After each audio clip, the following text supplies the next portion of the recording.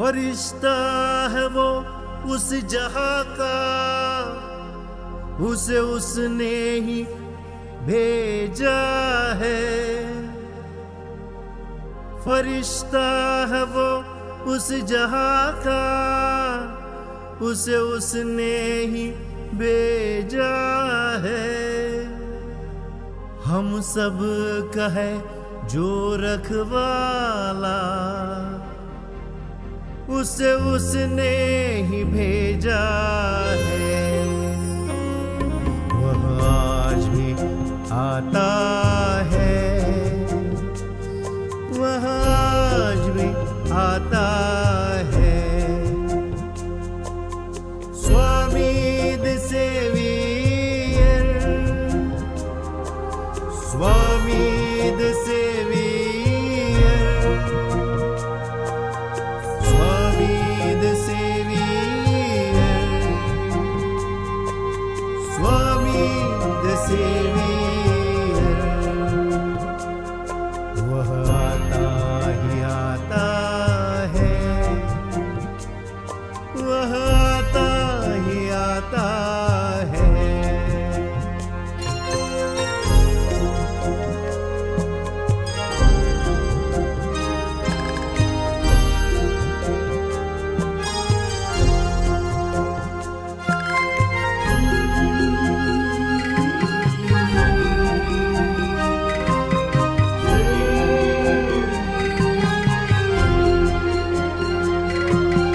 खो जाती है मुस्कुराहट, होती है जब कोई हिमाकत। खो जाती है मुस्कुराहट, होती है जब कोई हिमाकत। छा जाती है घबराहट, वह आता ही आता है। वह आज भी आता है, वह आज भी आता है। Swami the saviour, Swami the saviour, Swami the saviour, Swami the saviour.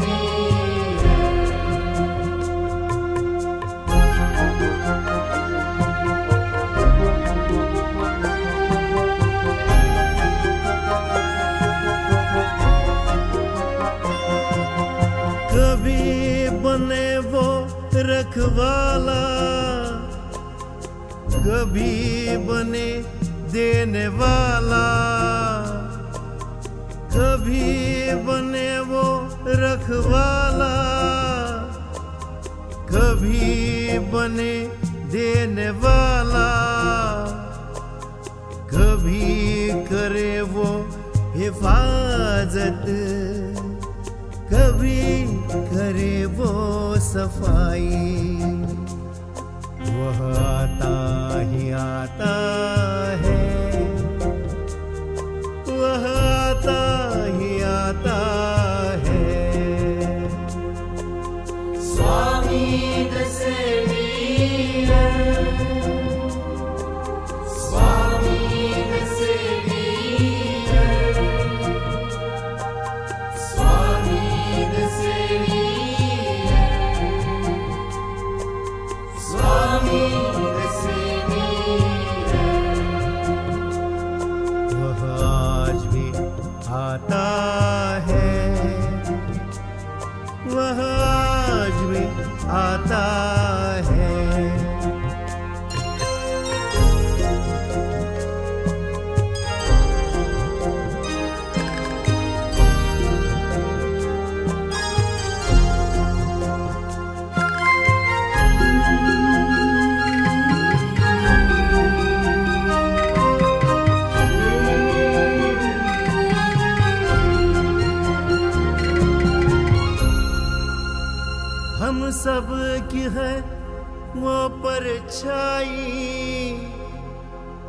देता है हमको दुहाई,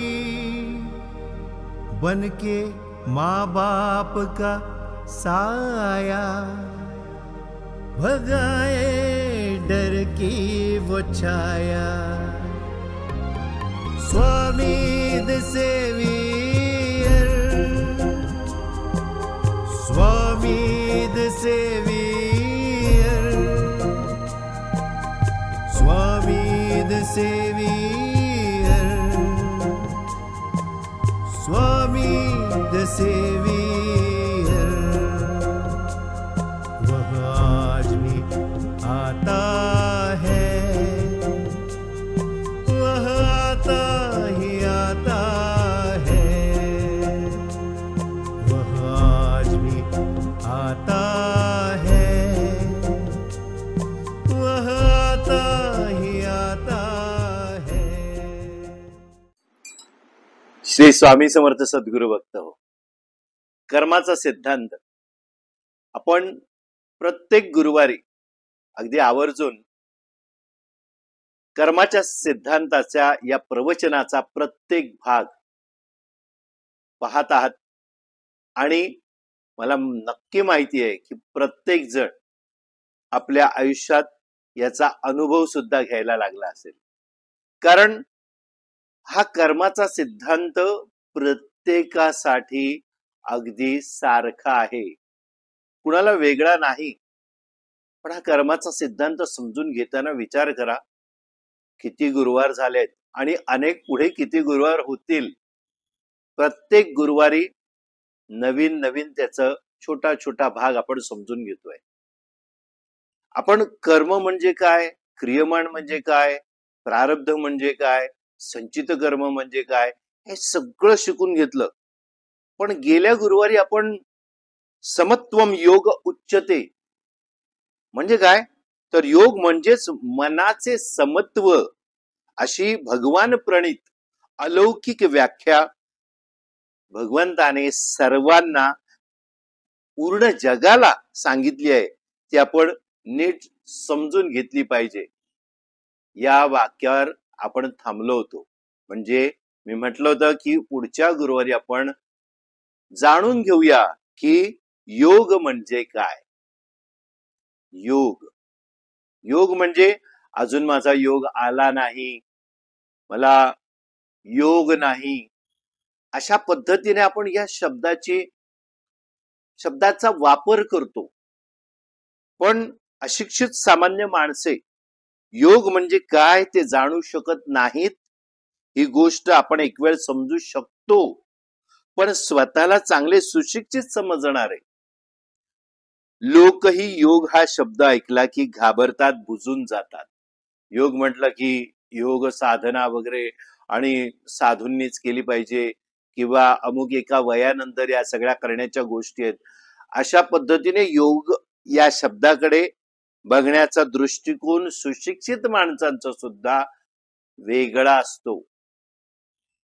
तर अशिक्षित सामान्य माणसं या योग म्हणजे काय हे जाणून घेण्याचा कदाचित प्रयत्न करत नसतील किंवा जाणून घेतही असेल, त्यांना कळतही असेल. पण सामान्यपणे असं म्हटलं जातं की अशिक्षित सामान्य माणसे योग म्हणजे काय ते जाणू शकत नाहीत.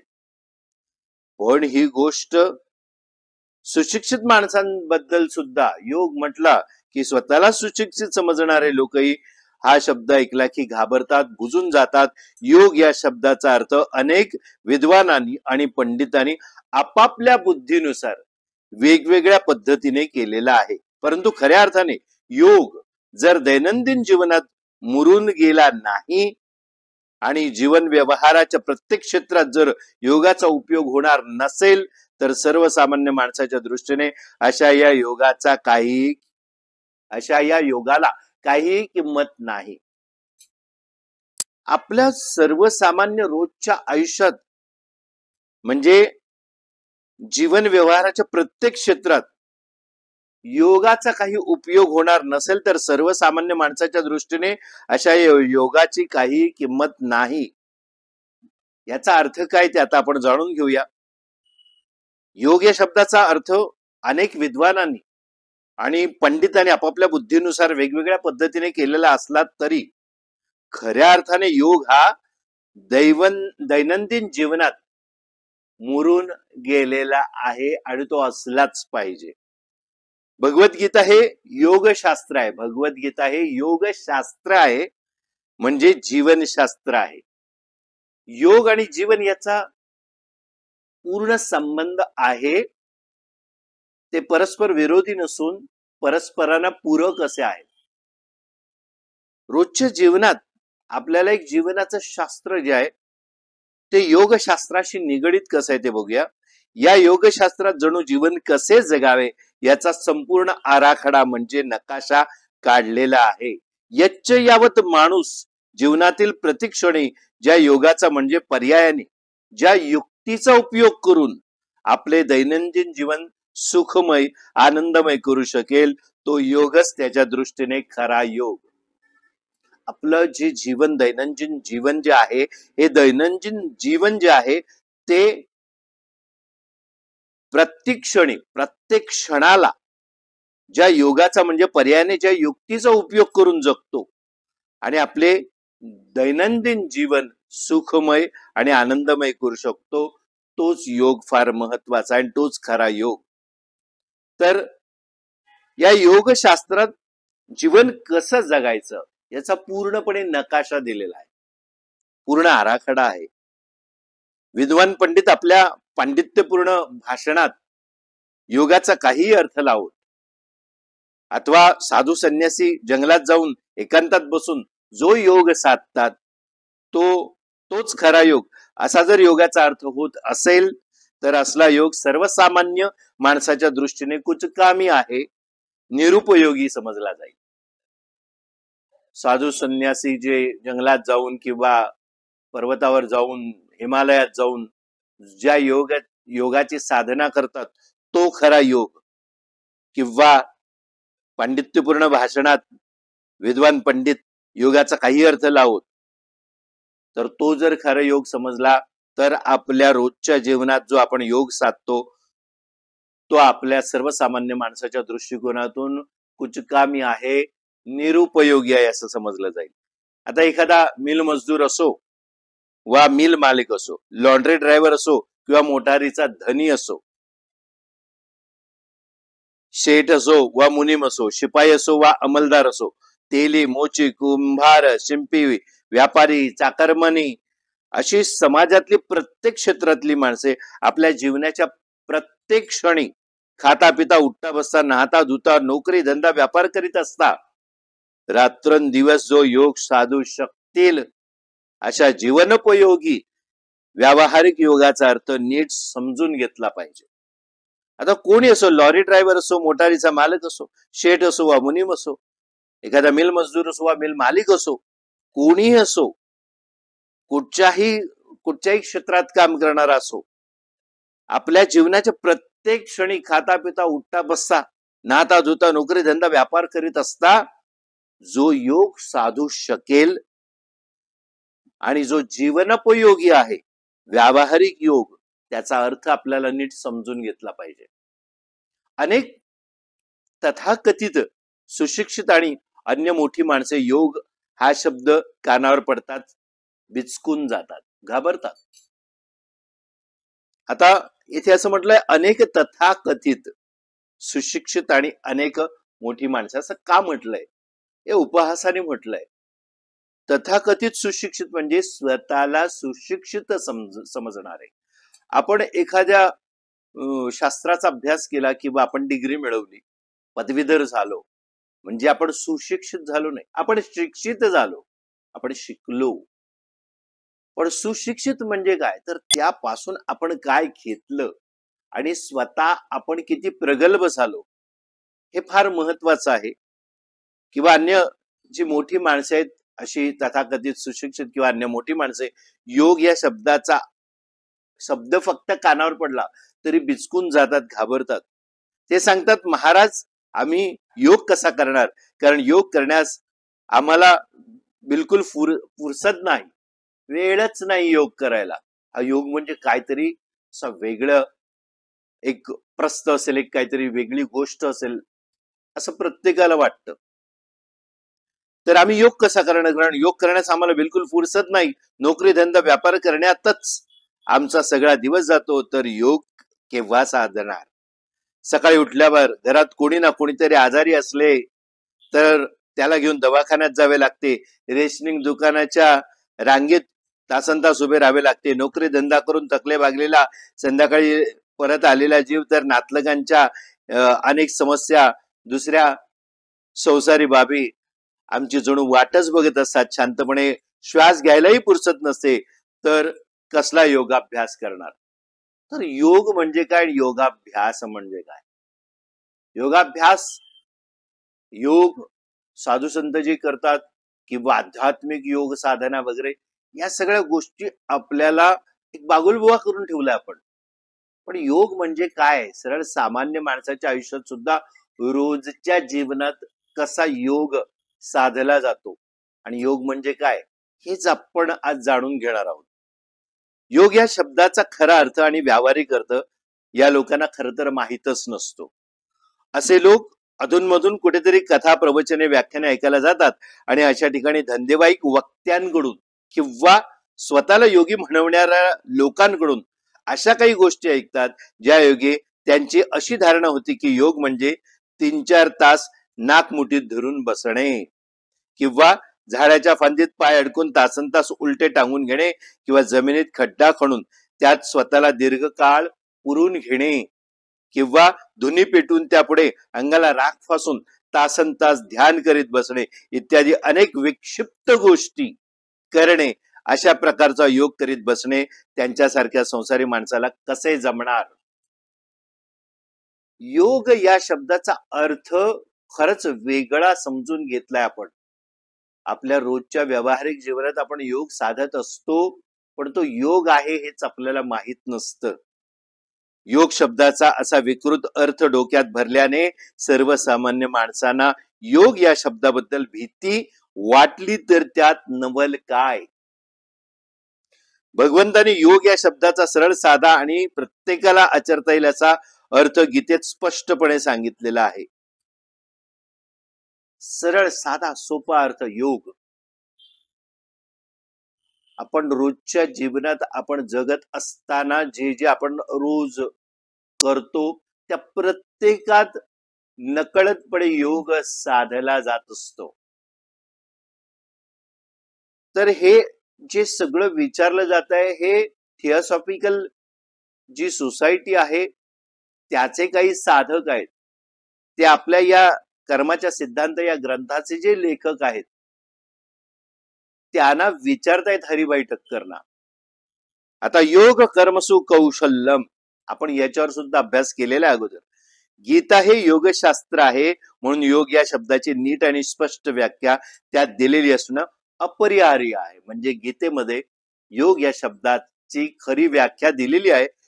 कोणतेही कायद्याचे पुस्तक घ्या त्यात जे खास शब्द म्हणजे टेक्निकल वर्ड्स वापरले असतात त्या शब्दांची व्याख्या त्या त्या कायद्याच्या सुरुवातीच्या कलमात दिलेली असते. आपण एखादा कलम वाचतो त्यात जे काही खास शब्द असतात म्हणजे टेक्निकल वर्ड्स त्याचे अर्थ आपल्याला कळावेत म्हणून अगोदरच त्यांची व्याख्या त्या त्या कायद्याच्या सुरुवातीची काही कलम आहेत त्यात ती दिलेली असते. उदाहरणार्थ जमीन महसूल कायदा म्हणजे लँड रेव्हेन्यू कोड किंवा जमीन लँड म्हणजे काय याची व्याख्या सुरुवातीच्या कलमात दिलेली आहे. कुळ कायदा म्हणजे टेनन्सी ऍक्ट घ्या त्यात कुळ कोणाला म्हणावे जमीनदार म्हणजे काय यांच्या व्याख्या सुरुवातीच्या कलमात दिलेल्या आहेत. याचप्रमाणे योगशास्त्र जे गीता त्यात योग या शब्दाची व्याख्या भगवंताने स्वमुखाने दिलेली आहे. योग या शब्दाची जीवन व्यवहारात प्रत्येक क्षणी उपयुक्त होईल अशी व्याख्या सांगताना भगवान काय म्हणतात? योग कर्मसु कौशलम. म्हणजे काय तर योग या शब्दाची जीवन व्यवहारात प्रत्येक क्षणी उपयुक्त होईल अशी एक व्याख्या आहे आणि ती भगवंताने आपल्याला गीतेमध्ये दिलेली आहे. योग कर्मसु कौशल्यम. आपले प्रत्येक कर्म कुशलतापूर्वक करणे याचेच नाव योग. जे जे काही आपण करतो म्हणजे आर्ट ऑफ लिव्हिंग मध्ये या गोष्टी आपल्याला जाणवतात की आपण सकाळी उठलो आणि आपण उठल्याबरोबर कराग्रे वसते लक्ष्मी कर मध्ये सरस्वती करमुले तू गोविंदम प्रभाते कर दर्शनम म्हणून आपल्या दोन्ही करतलांचं दर्शन घेतो आणि नंतर भूमीला स्पर्श करून भूमीचे आभार मानतो आणि मग भूमीवर पाय ठेवतो. हे मी प्रत्येकाला माझ्याकडे येणाऱ्यांना समजावतो की हे फार महत्वाचं आहे.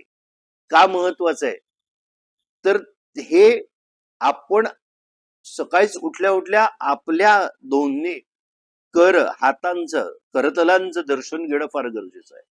कारण हे हात जे आहेत हे हात प्रत्येक गोष्ट आपल्याला करताना म्हणून त्याला करतल म्हणताय. हेच फार महत्वाचे असतं. तिथूनच सुरुवात होते आणि याच्यात कराग्रे वसते लक्ष्मी आपल्या हातातच लक्ष्मी आहे. कर्मुले तू कर्मध्ये सरस्वती या हातांमध्येच सरस्वती आहे आणि गोविंद कर्मुले तू गोविंदम तो गोविंद सर्व देव सर्व काही शक्ती या दोन्ही हातात आहेत.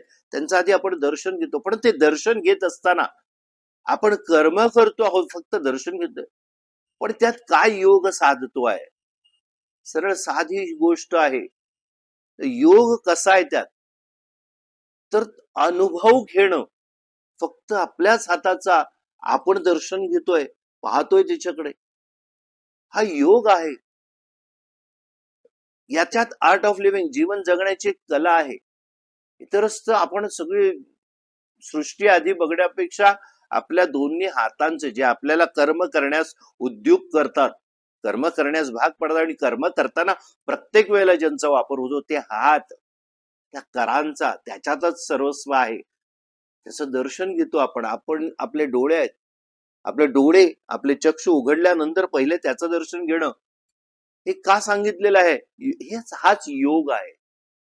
सरळ साधा योग आहे आणि याच्यात काही मोठं करण्यासारखंही नाहीये. आणि मग भूमीला स्पर्श करून तिला सांगायचं की हे भूमी तुझ्यावर मी पाय ठेवतो आणि पाय ठेवत असताना जो स्पर्श भूमीला होतो आणि त्याचा अनुभव घेणे हा सुद्धा एक योग आहे. इथून सुरुवात होते.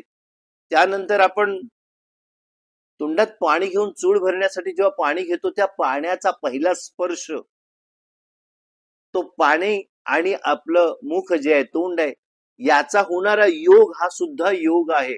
म्हणजे जीवनाच्या प्रत्येक गोष्टीत मग चूळ भरत असताना आपण ते खळवळतो आतमध्ये पाणी ते पाणी खळवळत असताना सुद्धा आपण जे करत असतो तो योगच असतो. योग साधना ही कुठेतरी जंगलात जाऊन साधना करण्यासारखी साधना नाही. रोजच्या जीवनात चूळ भरल्यानंतर त्या पाण्याची पिचकारी मारतो आपण ती सुद्धा मारताना ती अनुभवणं म्हणजे सुद्धा योग आहे. ब्रश करत असताना आपण फक्त करतो घाई गडबडीत आणि चूळ भरून मोकळे होतो पण प्रत्येक वेळेला प्रत्येक गोष्ट अनुभवणे त्याची जाणीवपूर्वक ते करणे त्याची जाणीव होणं गरजेचं आहे. आपल्याला जाणीवच नसते. आपण करायचं म्हणून करतो आपण काम म्हणून करतो आपल्याला हे करायचंच आहे म्हणून आपण ते करून मोकळे होतो. पण प्रत्येक गोष्टीत योग कसा आहे तर त्यामध्ये आपल्याला पूर्णपणे आत डोकावून पाहिलं पाहिजे. प्रत्येक गोष्टीचा अनुभव घेतला पाहिजे. हा खरा योग आहे. मग तुम्ही विचार करा सकाळपासून संध्याकाळपर्यंत ज्या ज्या गोष्टी करता तुमच्या स्वतःच्या शरीराला स्पर्श करणं तो अनुभव आपण कधीच घेत नाही.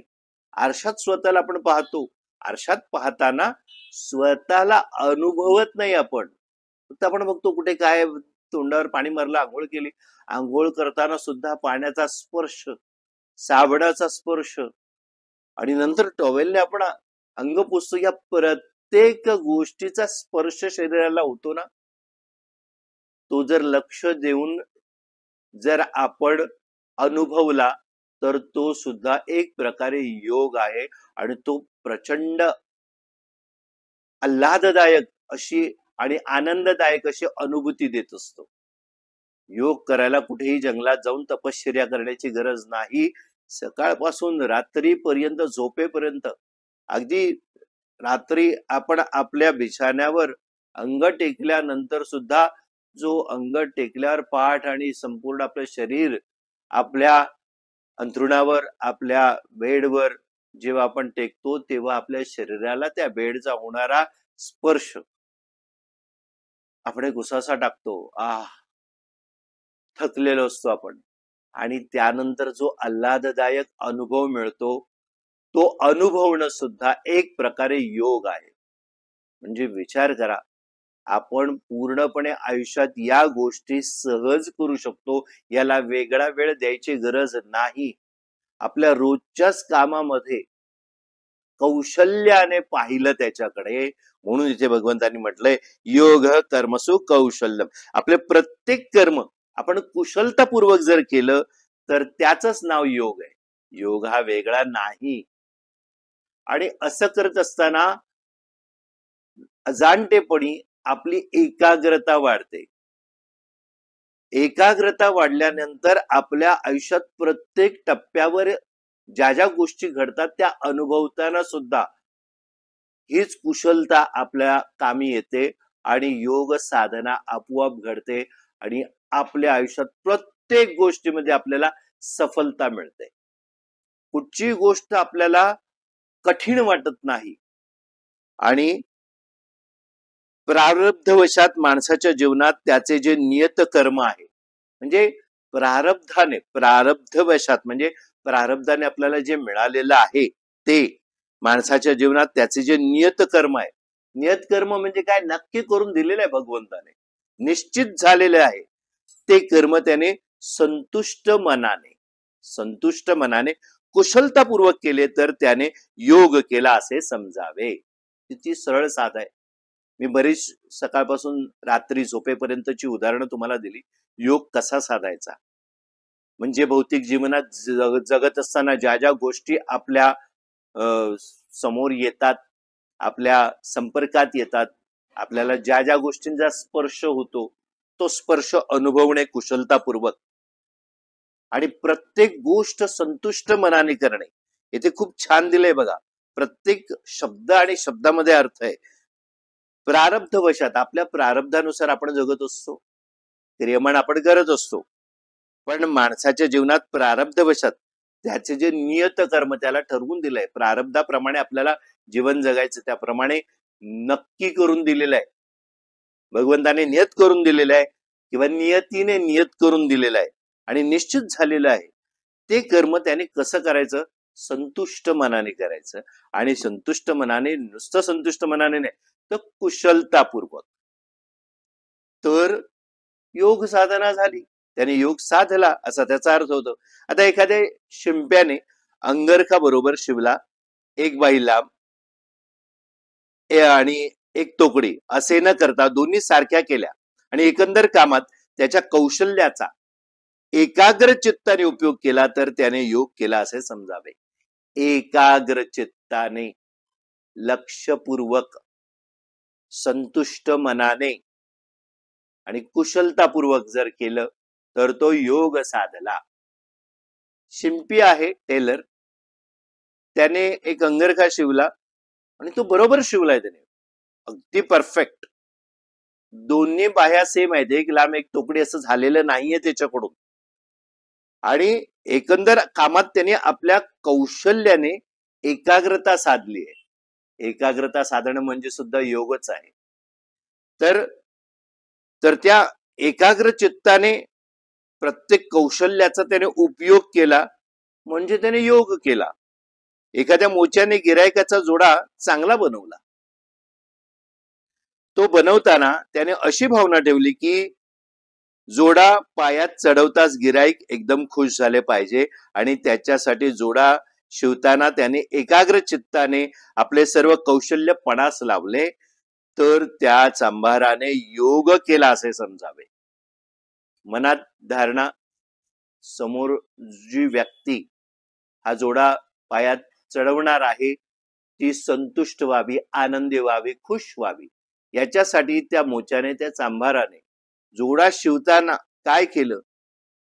सर्व कौशल्यपणाला लावलं आणि एकाग्र चित्ताने त्याने ते जोडे बनवले, म्हणजे त्याने हा योग केला. रोजच्या नित्यकर्मामध्येच आपण योग साधना कशी करावी. तुम्ही खडकाळ मार्गाने चालताना जर अशी काळजी घेतली की तुम्हाला बिलकुल ठेच लागणारच नाही, तर तुम्ही चालताना योग केलात. खडकाळ भागात चालत असताना अशा पद्धतीने तुम्ही चाललात की तुम्हाला जराही ठेच लागणार नाही, तर तुम्ही काय केलं, त्यालाच म्हणतात योग केला.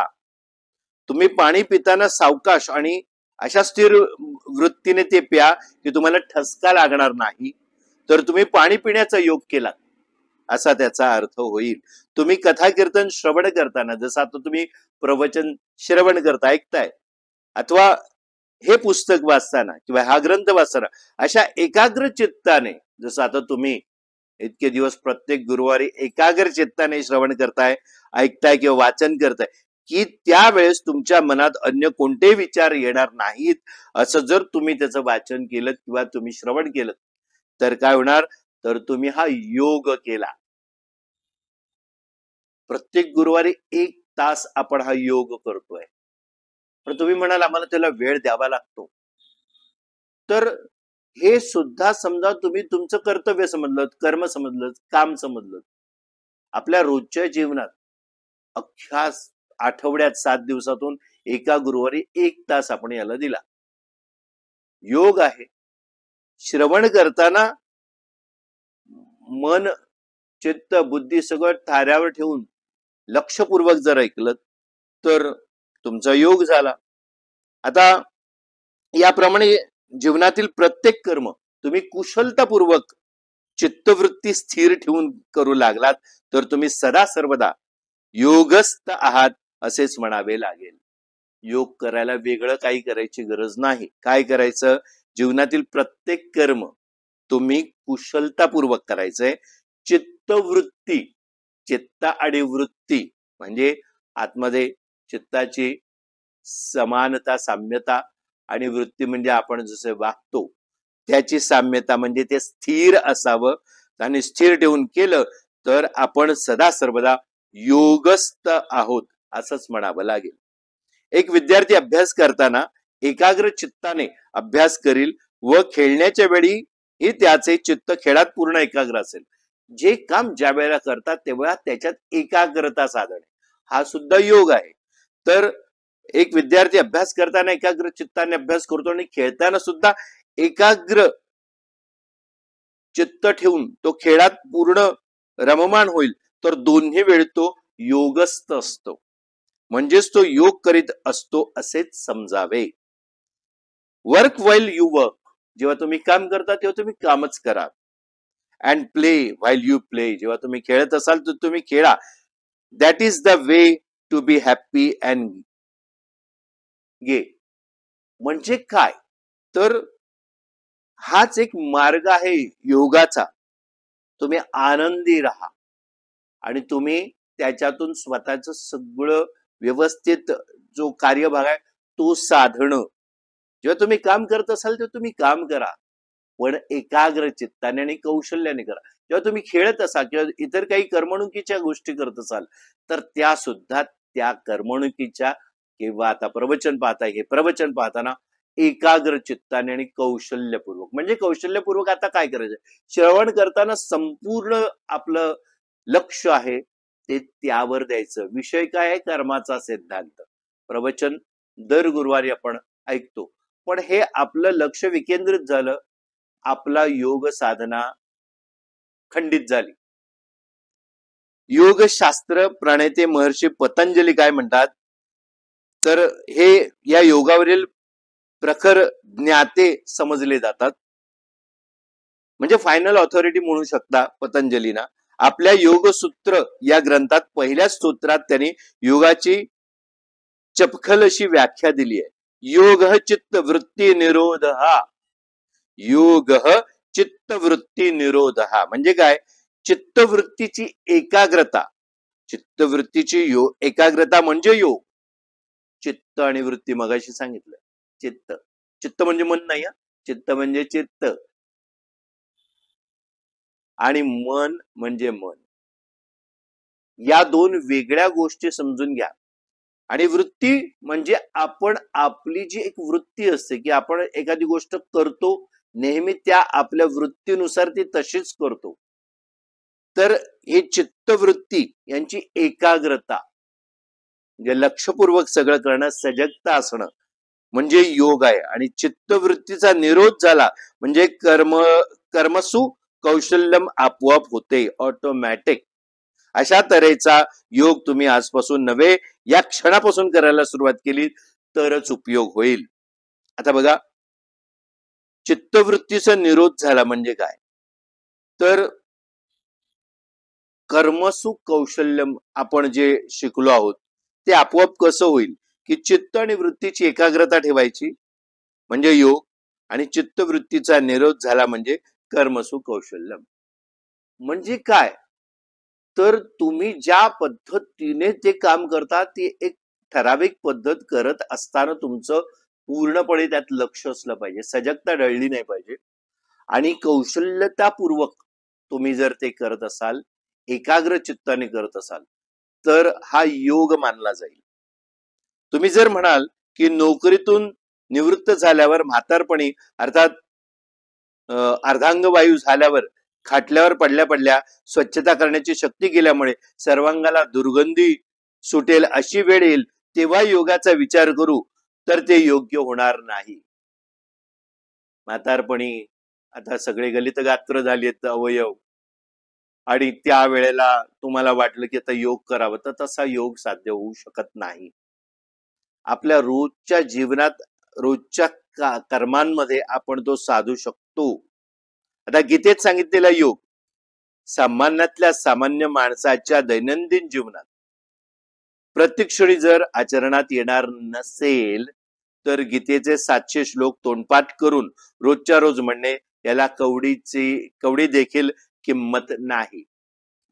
तर गीतेचे 700 श्लोक आहेत, ते तोंडपाठ करून रोजच्या रोज म्हणणारे बरेचसे लोक मला असे काही श्लोक वगैरे म्हणतात आणि आम्हाला असं पाठ आहे आणि हे सगळं असं, पण आपण ते आचरणात नाही आणलं तर उपयोग काय आहे? पाठांतर असणं आणि योग्य वेळेला तुम्ही ते धडाधड बोलून दाखवणं, याने तुम्ही समोरच्याला इम्प्रेस करू शकता. पण इथे काय सांगितलंय, गीतेत सांगितलेला योग जो आहे, जो सामान्यातल्या सामान्य माणसाच्या दैनंदिन जीवनात प्रतिक्षणी जर आचरणात येणार नसेल, तर गीतेचे 700 श्लोक तोंडपाठ करून रोजच्या रोज म्हणणे, याला कवडीची देखील किंमत नाही. असे बरेच लोक येतात की तुम्हाला हे माहितीये का, ते माहित आहे का, गीतेचे ज्ञानेश्वरीचे मोठे मोठे श्लोक तोंडपाठ असतात आणि म्हणून दाखवतात. माझं म्हणणं नेहमी हेच असतं, जे इथे या लेखकाने समजावण्याचा प्रयत्न केलाय, की तुम्हाला अनेक शब्द माहित असतील, तुम्हाला अनेक वाक्य पाठ असतील, पण जीवन पूर्णपणे जगण्यासाठी त्यातला एक शब्द जरी घेतलात तरी अख्खं जीवन त्या शब्दावर आपण जगू शकतो. असे अनेक शब्द आहेत आणि ग्रंथांमध्ये या शब्दांचं, वाक्यांचं भांडार असतं, पण त्यातला एक शब्द आचरणात आणण्यासाठी अख्खं जीवन व्यतीत होईल. तर मग एवढी मोठी मोठी वाक्य, 700 श्लोक पाठ करून त्याचा उपयोग काय? आचरणात आणा, ऍप्लिकेशन. नुसतं माहिती आहे सगळं, छान छान बोललो मी, तुम्हाला वेगवेगळ्या श्लोकांचे अर्थ सांगितले, पण जोपर्यंत योग, हे दोनच अक्षर आहेत, यो आणि ग, योग, हा समजायला आपल्याला इतका वेळ लागतोय. आणि तो समजताना विचार किती बदलत चाललेत आणि इतकं कठीण वाटतंय. साधा योग आहे. आपण रोजच्या आयुष्यात, रोजच्या जीवनात जे जे काही करू ते कौशल्यतापूर्वक, एकाग्र चित्ताने, लक्षपूर्वक, सजगतेने करायचंय. हाच योग आहे. हठयोग वगैरे हे सगळे योग कोणासाठी? तर ते साधू संत ज्यांना काही वेगळं साध्य करायचंय.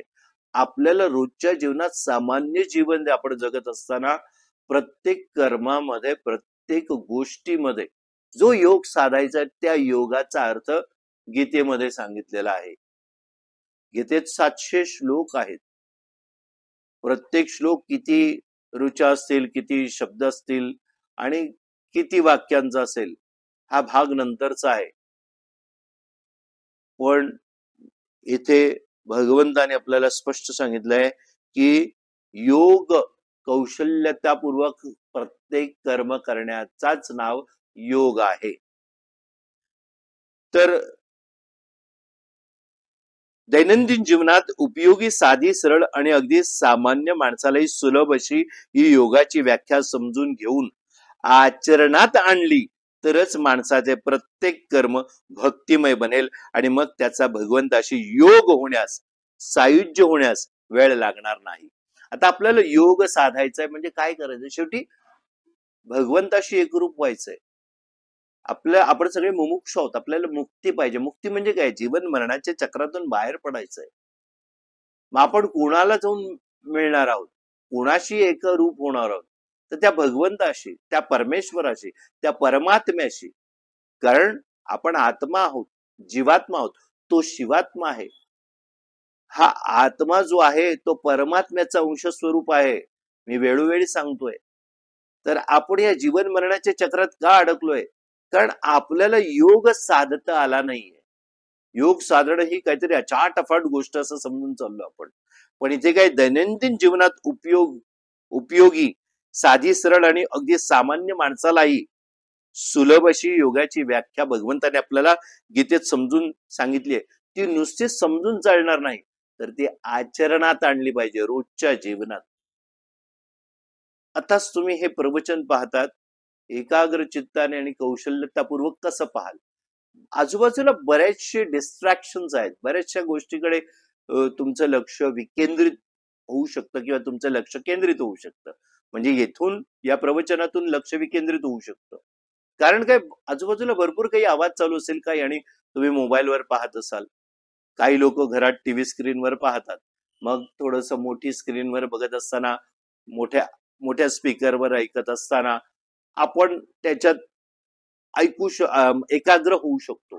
पण कधी कधी मोबाईलवर ऐकत असताना एकाग्रता ढळू शकते. हेडफोन लावले असतील तर ठीक आहे, इयरफोन असतील तर ठीक आहे, पण त्यात सुद्धा आपल्याला आजूबाजूला लक्ष असतं. पूर्णपणे काय सांगितलं जातं त्याच्याकडे लक्ष आपण देऊ शकत नाही. पण याही परिस्थितीत आपण ठरवलं की नाही, मी आता प्रवचन पाहते आहे आणि मी हेच करणार. मग या सगळ्या डिस्ट्रॅक्शन बाजूला, जे प्रलोभन आहेत बाजूला, काही काही अडथळे आहेत, काही घडामोडी होत आहेत, त्याच्यापासून बाजूला होऊन आपण कौशल्याने, एकाग्र चित्ताने जर ते श्रवण केलं, ते ऐकलं, तर आपल्याला ते मिळणार आणि हा योग साधला जाणार. यालाच म्हटलंय योग. तर फार महत्वाचं पुढचं वाक्य काय? तर दैनंदिन जीवनात उपयोगी, साधी, सरळ आणि अगदी सामान्य माणसालाही सुलभ अशी योगाची व्याख्या समजून घेऊन ती आचरणात आणली तर माणसाचे प्रत्येक कर्म कसं होतं? भक्तिमय. जे काही करतोय ते भगवंता प्रित्यर्थ करतोय.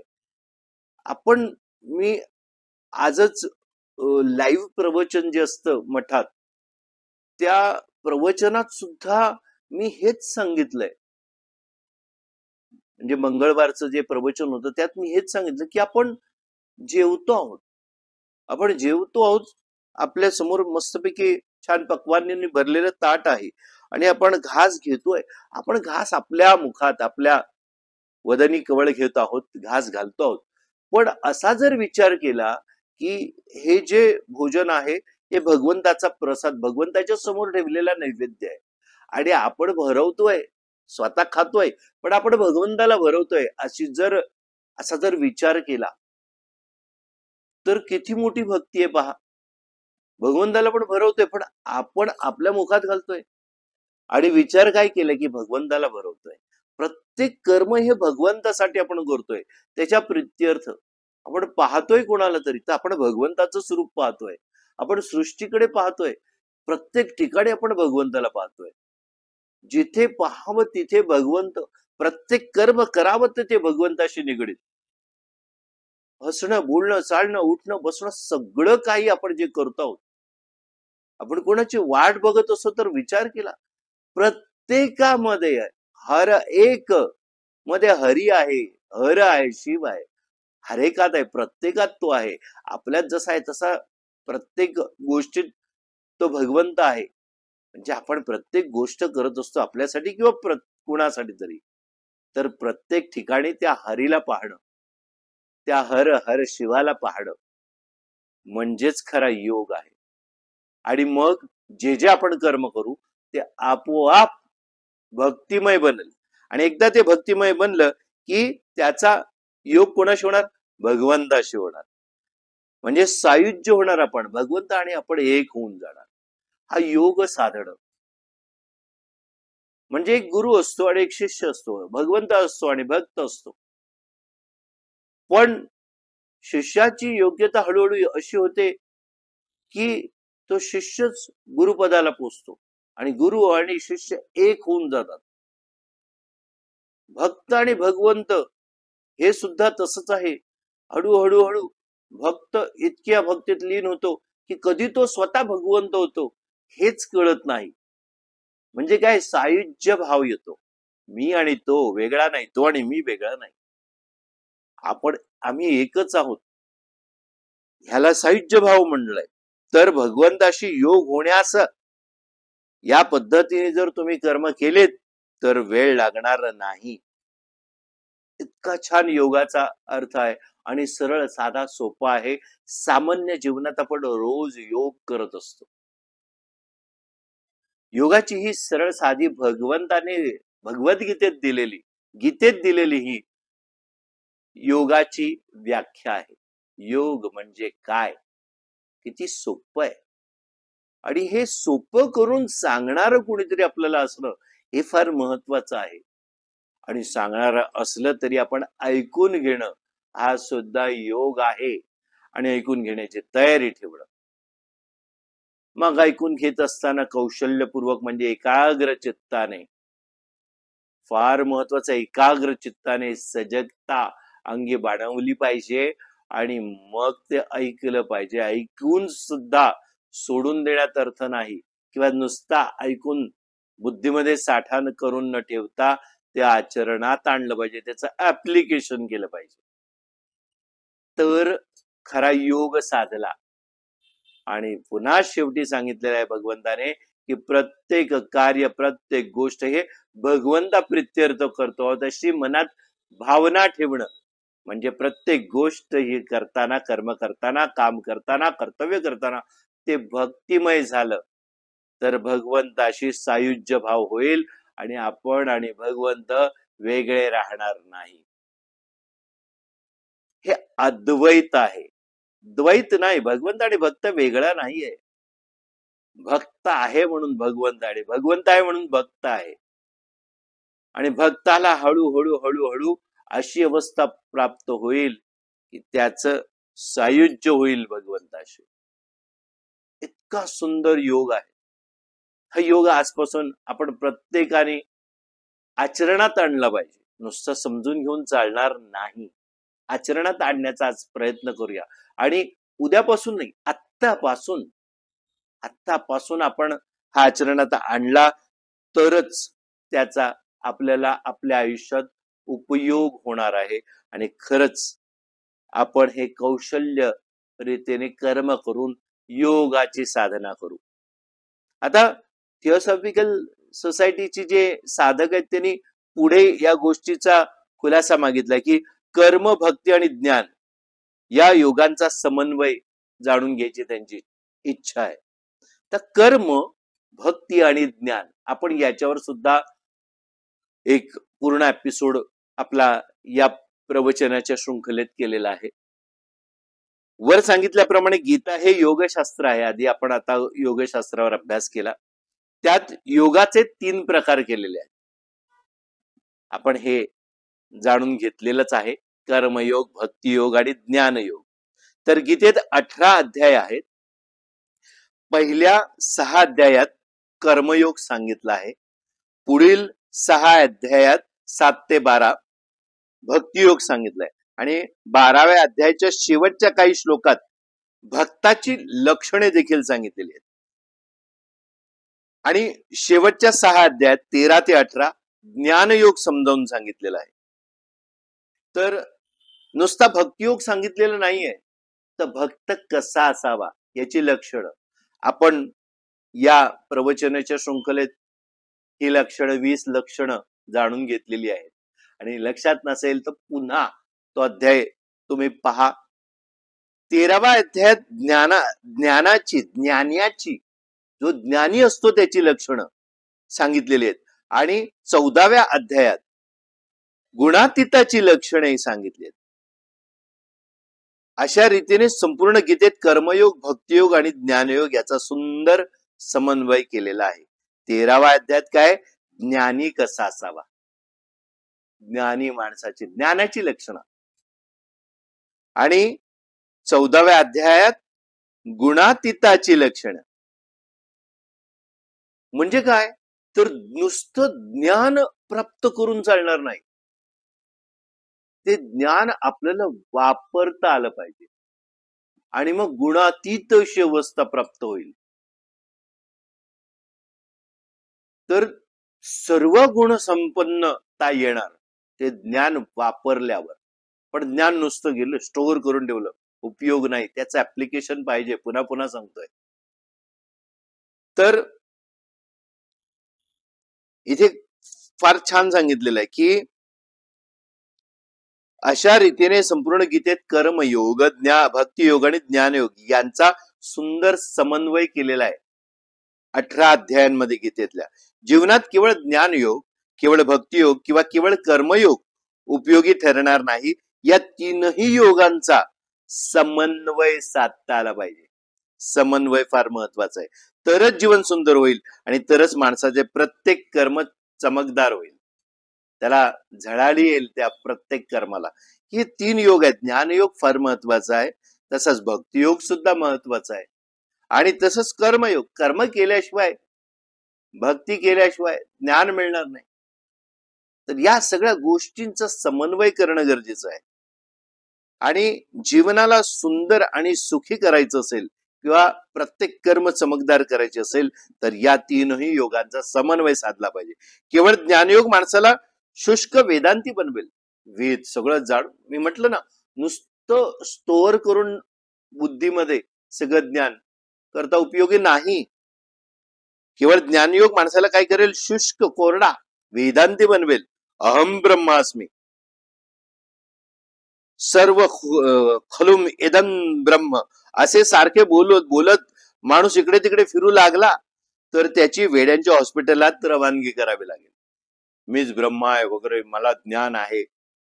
नाही, सर्व खलु इदं ब्रह्म म्हणजे मीच ब्रह्म, सगळं जे काय आहे ते मीच मीच मीच असं सांगत फिरला तर लोक वेड्यात काढतील की त्याला. केवळ भक्तियोग सुद्धा माणसाला भोळा आणि बावळट बनवेल आणि जीवनातील जबाबदाऱ्या तो नीट पाडू शकणार नाही आणि आपल्या वागणुकीमुळे स्वतःही गोत्यात येईल आणि दुसऱ्यालाही गोत्यात आणेल. म्हणजे बघा, आपण काय विचार करतोय, फक्त ज्ञानयोग किंवा फक्त भक्तियोग. तसंच केवळ नुसता कर्मयोग करूनही चालणार नाही. कर्मयोगही न पार पडलेल्या जबाबदाऱ्यांचे आणि पापांचे ओझेच पाठीवर घेऊन फिरत राहावं लागेल. नुसता कर्मयोग समजा आपण करायचा ठरवला तर काय होणार, नुसता जबाबदाऱ्या पार पाडतोय आपण, बाकी दुसरं काहीच करत नाही आणि पापांचं ओझच एक प्रकारे आपण पाठीवर घेऊन फिरत राहणार. म्हणून प्रत्येक कर्मात कर्मयोग आहे तो महत्वाचा, भक्तियोग सुद्धा आहे आणि ज्ञानयोग सुद्धा. यांचा विवेकपूर्वक समन्वय साधला तरच तुमच्या कार्याला शोभा येईल, तुमची उन्नती होईल. आपल्या आयुष्यात आपल्याला उन्नती हवी, ती उन्नती कशी होणार, तर आपल्याला काय करावं लागेल, कर्मयोग, भक्तियोग आणि ज्ञानयोग याचा विवेकपूर्ण म्हणजे काय, सारासार बुद्धी विचार, चांगलं काय वाईट काय आपल्याला कळलं पाहिजे, योग्य अयोग्य आपल्याला कळलं पाहिजे. ही सारासार बुद्धी म्हणजेच विवेक आहे.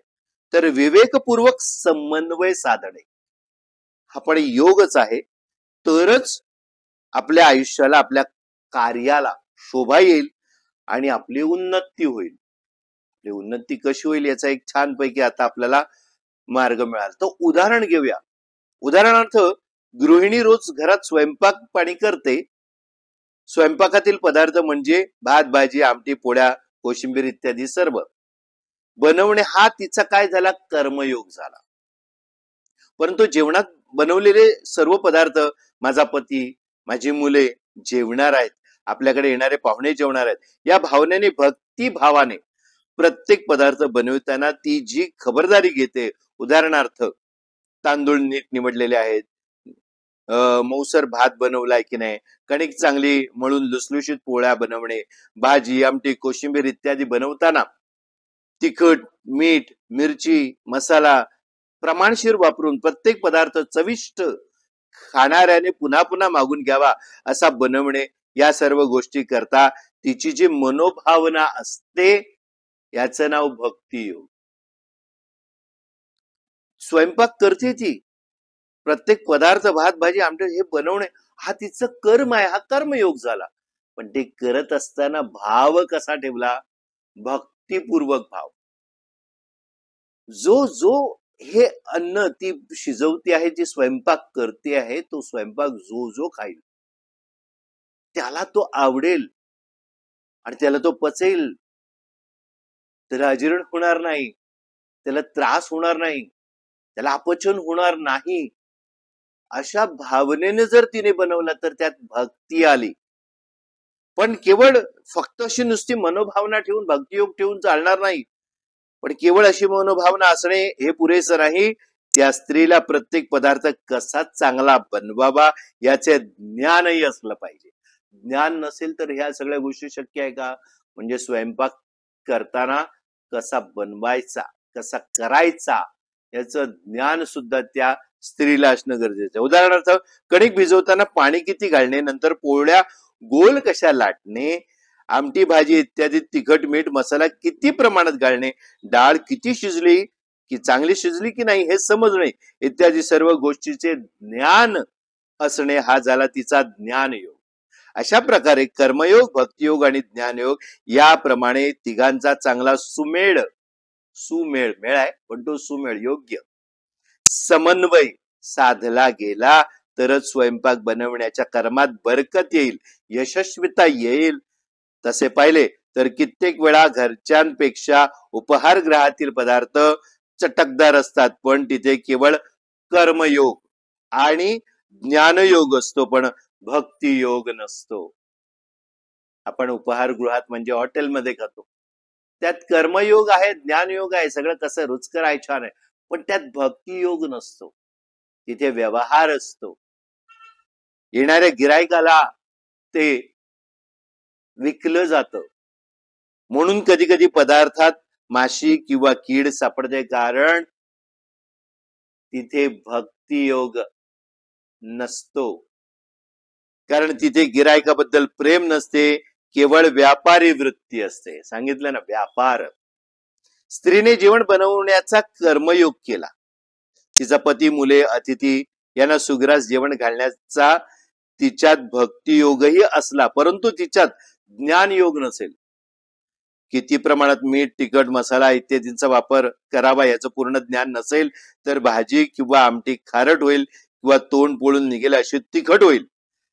ज्ञानयोगाच्या अभावी हे सगळं घडेल. एकाच तपेलीत 3 प्रकारचा भात करणाऱ्या सुगरणीही असतात. एकाच तपेलीत 3 प्रकारचा भात अशा सुगरणीही म्हणे असतात. अशा प्रकारे कर्मयोग असूनही जर ज्ञान योग नसेल तर स्वयंपाक चांगला होणार नाही. या सर्वावर कडी म्हणजे चांगले जेवण व्हावे ही भावना, हे भक्ती योग आहे. चांगले जेवण बनवण्याचे कौशल्य हे ज्ञान योग आहे. पण कर्मयोगच नसेल म्हणजे केलंच नाही.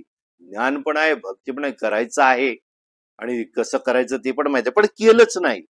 म्हणजे बाईने जेवण करण्याचेच नाकारले, चुलीवर भात भाजी चढवलीच नाही, तर स्वयंपाक बनणार कसा? म्हणजे नुसतं ज्ञान असून चालणार नाही, कर्म केलं पाहिजे. ज्ञानाचा वापर करणे हे कर्म आहे, ते वापरलं पाहिजे आणि वापरताना कौशल्याने वापरलं पाहिजे, म्हणजे भक्ती योगाला ज्ञान मिळतं. इथे प्रवचनात ज्ञान मिळवताय, पण नुसतं मिळून स्टोअर केलंय, ते वापरलंच नाही, कर्मच नाही केलं, तर उपयोग काय? तुम्ही घेताय छान भक्तीपूर्वक घेऊन, स्टोअर पण केलं आणि भक्तीने श्रवण पण केलं, पण ते वापरलंच नाही. म्हणजे त्या स्त्रीने भक्तियोग ठेवला, छानपैकी स्वयंपाक मी करेन आणि अतिथी, पती, मुलं आणि सगळ्या आपल्या घरातले कुटुंबीय तो जेवून तृप्त होतील. आणि तो कसा तृप्त होण्यासाठी कसा स्वयंपाक करायचा हे तिला ज्ञान पण आहे, पण तिने केलंच नाही. ती नुसती बसून राहिली, तर उपयोगच नाहीये. म्हणजे ऍप्लिकेशन इज व्हेरी इम्पॉर्टंट. आपल्याला मिळालेल्या ज्ञानाचं स्टोअर करणं पण गरजेचं आहे, ज्ञान, आणि ते वापरण्याची वापरण्याची इच्छा म्हणजे कर्म केलंच पाहिजे, म्हणजे कर्मयोगाला. आणि कर्म करत असताना कौशल्याने एकाग्रतापूर्वक करणं म्हणजे भक्तियोगाला. हे तीनही योग किती छान आणि गरजेचे आहेत पहा. आपण अगोदर पण याच्यावर अभ्यास केलाच आहे.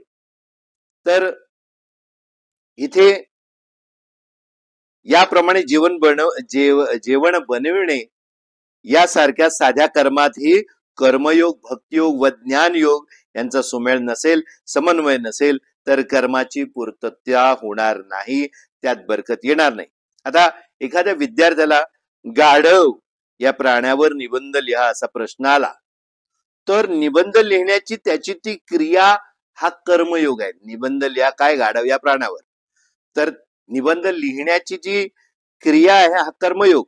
निबंध लिहिताना पेपरात डाव्या बाजूला व्यवस्थित समास म्हणजे मार्जिन सोडणे, सुंदर सुवाच्य वळणदार अक्षर काढणे, पेपरावर कुठेही शाईचे डाग पडू न देणे, हा झाला त्याचा भक्तियोग, कौशल्यापूर्वक तो निबंध लिहिणे. आणि गाढवा संबंधी संपूर्ण माहिती, गाढवाला 2 लांब कान असतात, 4 पाय असतात, एक शेपटी असते, वगैरे वगैरे सविस्तर माहिती लिहिणे, हा झाला त्याचा ज्ञानयोग. बघा किती वेगवेगळ्या उदाहरणांनी आपल्याला हे समजवण्याचा लेखक प्रयत्न करतायत. अशा रीतीने कर्मयोग, भक्तियोग आणि ज्ञानयोग या तिन्हीचा त्याच्या उत्तर पत्रिकेत जर समन्वय झाला म्हणजे 10तील 9 मार्क ठेवलेलेच समजा, अन्यथा 0 मार्क. विद्यार्थी गाढवावरचा निबंध लिहिण्याचा कर्मयोग करील, पण व्यवस्थित समास सोडणार नाही, अक्षर वेडे वाकडे काढेल, पेपरावर शाईचे डाग पडलेले असतील, लिहिताना खाडाखोड केलेली असेल, अशा रीतीने त्याने भक्तियोग केलेला नसेल, किंवा गाढवा संबंधी माहिती लिहिताना गाढवाला 3 शेपट्या, 4 कान, 2 पाय असे लिहिले म्हणजे ज्ञानयोगही होणार नाही, किंवा त्या विद्यार्थ्यात भक्तियोग आहे, सुंदर वळणदार अक्षर लिहिण्याची क्षमता आहे, ज्ञानयोग आहे, म्हणजे त्याला गाढवा संबंधी पुरी माहिती सुद्धा अवगत आहे, पण त्यांनी कर्मयोगच केला नाही, म्हणजे एकही अक्षर न लिहिता उत्तरपत्रिका कोरीच परत दिली, तर तो विद्यार्थी नापासच होणार आहे. म्हणजे तीनही योग किती गरजेचे आहेत, किती महत्वाचे आहेत. अशा प्रकारची समज प्रत्येक कामात आपल्याला ठेवायची. प्रत्येक कामात, प्रत्येक कर्मात, प्रत्येक कर्तव्यात या तीनही गोष्टी महत्वाच्या आहेत, अशी समज आपल्याला ठेवलीच पाहिजे. सरकार हल्ली निरनिराळे विकास योजनांवर म्हणजे डेव्हलपमेंट ऍक्टिव्हिटीजवर कोट्यवधी रुपये खर्च करीत आहे, परंतु बहुतेक ठिकाणी कोणतीही बरकत, उन्नती, प्रगती पाहावयास मिळत नाही. याचे कारण काय? या सर्व विकास योजना ज्या आहेत, कर्मयोग, भक्तियोग आणि ज्ञानयोग यांच्या समन्वयाचा अभाव दिसतो तिकडे. गव्हर्नमेंट कशासाठी करणार? ते टेक्निकली काम करणार, करायचं आहे म्हणून केलं. या सगळ्या योजना आहेत योजना, राबवल्या पण पाहिजेत, आणि नुसत्या राबवून चालणार नाही, तर कुणापर्यंत पोहोचल्या पाहिजेत हे पण त्याचा विचार केला पाहिजे. म्हणजे भक्तियोग पण आहे, राबवणे हे कर्मयोग आहे, आणि त्याच्यात ज्ञानयोग आहे, कशा करायच्या, कशा पद्धतीच्या योजना आणायच्या. आता एखाद्या गावात शाळेची इमारत बांधण्याचं कंत्राट एखाद्या कॉन्ट्रॅक्टरला दिलेलं आहे, त्याप्रमाणे त्याने इमारत बांधण्याचा कर्मयोग केला तर इमारत उभी राहील, परंतु जर त्याच्या मनात या शाळेत शिकणाऱ्या विद्यार्थ्यांमधूनच भारताचे भावी जवाहरलाल, गांधी, सरदार पटेल निर्माण होणार असा भक्तिभाव नसेल, किंवा त्या ठेकेदाराला सिमेंट, चुना इत्यादीचे मिश्रण किती प्रमाणात केले पाहिजे याचे तांत्रिक ज्ञान म्हणजे टेक्निकल नॉलेज नसेल, म्हणजे त्याच्याजवळ ज्ञानयोग नसेल, तर ती इमारत जर पहिल्या पंचवार्षिक योजनेत बांधलेली असेल तर तिसरी पंचवार्षिक योजना सुरू होण्यापूर्वीच ती कोसळेल हे निश्चित समजावे. म्हणजे इमारत बांधताना सुद्धा त्यामध्ये जर भक्तियोग नसेल तर ती इमारत सुद्धा कोसळू शकते. असंच आपण कर्म करत असताना आपल्याला जीवनात ज्या गोष्टी साध्य करायच्या त्या साध्य होण्यासाठी आपण मनात जे इमले बांधतो आहोत ते नुसते इमले बांधून चालणार नाही. त्याच्याबद्दल कसं ते साकार करावे याचं ज्ञान पाहिजे. ते साकार करताना का करावेत आणि त्याच्यापासून काय काय होऊ शकेल हा भक्तिभाव पाहिजे. आणि कर्म हे केलंच पाहिजे. म्हणजे you should act upon it. तुम्हाला त्याच्यावर काम केलं पाहिजे. कामच नाही केलं तर उपयोग काय? कर्मच नाही केलं तर करून उपयोग आहे का? नाही. तर या ज्या सगळ्या, समजा माझे काही कपडे मळलेले आहेत ते मला स्वच्छ करायचे आहेत. मला माहित आहे की साबणाने कपडे स्वच्छ होतात, म्हणून जर मी त्या कपड्यावर सतत साबण म्हणजे ज्ञानयोग घासत बसलो तर कपडे फाटून जातील. अति करून सुद्धा चालणार नाही, नुसतं एकच करून चालणार नाही. केवळ वेदांत हा माणसाच्या अंतरपटाच्या चिंध्या करून टाकतो, माणसाला शुष्क वेदांती बनवतो. नुसता ज्ञानयोग सुद्धा कामाचा नाही. ते कपडे स्वच्छ करण्यासाठी पाण्यात भिजवले पाहिजेत, म्हणजे भक्तियोग. ते भिजवले पाहिजेत, नंतर त्यावर साबण म्हणजे ज्ञान घासला पाहिजे, ज्ञानयोग. तर अशा ओल्या कपड्यातील मळ सुटा होईल. नंतर ते कपडे, आता मळ सुटा झालाय साबण घासून, नंतर ते कपडे धोपटण्याने धोपटून, म्हणजे हे कर्म केलं पाहिजे, कर्मयोगाला. मग जर पाण्यातून काढले तरच ते स्वच्छ होतील. अशा प्रकारे कपडे स्वच्छ करण्याच्या कर्मात ही तिन्ही योगांचा समन्वय हा करावाच लागतो. बघा किती गोष्टींमध्ये या महत्वाचे आहेत. आता गीतेमध्ये भगवंताच्या वाणीत अनेक गूढ रहस्य लपलेली आहेत. भगवंताने गीतेमध्ये जी वाणी वापरली आहे त्या वाणीमध्ये म्हणजे भगवंतानेच ही गीता सांगितली, पण त्याच्या वाणीत अनेक गूढ गुप्त अशी रहस्य लपली आहेत. त्या सर्वांचा व्यावहारिक दृष्टीने जर अर्थ लावून आपली जीवनकला शिकली तरच उपयोग आहे, आणि तीच शिकायची आपल्याला. भगवंताने गीता ही काही मृत्यूपंथाला लागलेल्या म्हाताऱ्या कोतऱ्यांसाठी किंवा साधू संन्यासांसाठी सांगितलेली नाही. जिवंतपणे आपण तरुण आहोत, आपण आता जीवनाची सुरुवात करणारे लोक आहोत, की आता आपण रोजचं जीवन जगत आहोत, अजून भरपूर आपल्याला आयुष्य जगायचं बाकी आहे. आपण म्हातारे कोतारे नाही. मृत्यूशय्येला खेळणाऱ्या लोकांसाठी हे भगवंताने सांगितलेले नाही. गीतेत भगवंताच्या वाणीत अनेक गूढ रहस्य लपलेली आहेत. त्या सर्वांचा व्यावहारिक दृष्टीने अर्थ लावून आपली जीवनकला शिकायची आहे. भगवंताने गीता काही मृत्यूपंथाला लागलेल्या म्हाताऱ्या कोताऱ्यांसाठी किंवा साधू संन्यासांसाठी सांगितलेली नाही. निष्काम भावाने कर्म करणाऱ्यांच्या जीवनात भक्ती आणि ज्ञान जणू आपोआप स्त्रवू लागतात. हा जो विषय आहे ना हा फार महत्वाचा आहे. असा हा घाई गडबडीत आपण समजून घेण्याचा प्रयत्न करूया नको. आपण काय करूया, आपण पुढच्या गुरुवारी हा पुन्हा याच्यावर अभ्यास करूया. पुढे आपण अभ्यास करूया, पुन्हा करूया नको. पुढे अजून काही जाणून घेऊया, पुन्हा काही उदाहरणं घेऊया. या ग्रंथामध्ये, कर्माच्या सिद्धांताच्या ग्रंथामध्ये गीतेच सार घेऊन, कारण ही कर्माचा सिद्धांत भगवंतानेच सांगितलेला आहे आणि गीतेत 700 श्लोकांमध्ये हा व्यवस्थित समजावून सांगितलेला आहे.